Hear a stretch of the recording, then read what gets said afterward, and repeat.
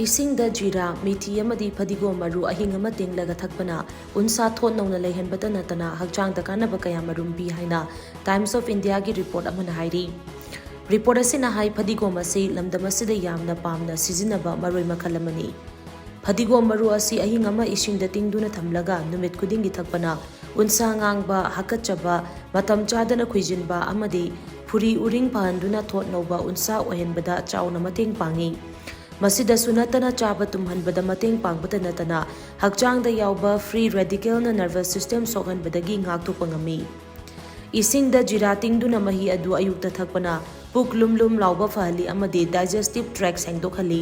Mahi asi thakpana miyoibagi hakchang manungda leiba hakchang sokningai oiba virus amadi bacteria singdagi ngakthokduna matam chadana ahal oibadagi ngakthoi.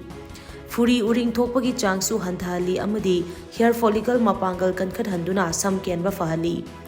Methi isingda tingduna mahi adu nimit khudingi thakpana furi uring thoktaba unsa ohenbada mateng pangbaga loinana mahi asida yauba fiber aduna digestive tract atu mapangal kanna thamba ngami haina report asina makatari.